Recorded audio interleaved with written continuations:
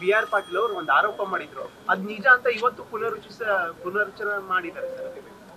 I think ನಾನು ಯಾವ ಕಾರಣಕ್ಕೂ ಒಪ್ಪುದಿಲ್ಲ.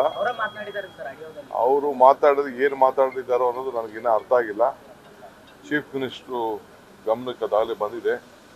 ಚೀಫ್ ಮಿನಿಸ್ಟರ್ ಅದಕ್ಕೆ ಏನು ಬೇಕು ಕ್ರಮ ತೆಗೆದುಕೊಂಡು ಮಾಡ್ತೀವಿ.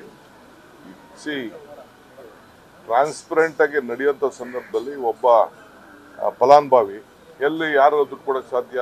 ಡಿಸಿಷನ್ ಯಾರು ತಗೊಳ್ಳೋರು? ಪಂಚಾಯತಿಯವ್ರು ತಗೊಳ್ತಾರೆ, ಲೋಕಲ್ ಬಾಡೀಸ್ ಅವ್ರು ತಗೊಳ್ತಾರೆ. ಯಾವ ಸರ್ಕಾರದ ಮಂತ್ರಿ ಹತ್ತಕ್ಕೆ ಈ 1.5 ಲಕ್ಷ ಕೊಡುವಂಥ ಇದಕ್ಕೆ ಹಣಕ್ಕೆ ಎಲ್ಲಾಗ್ತದೆ?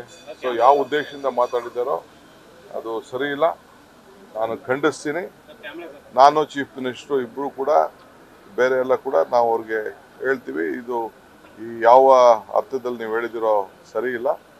ದೇರ್ ಇಸ್ ನೋ ಅಂತ ವಿಚಾರ ಯಾವ ಕಾರಣಕ್ಕೂ ಇಲ್ಲ.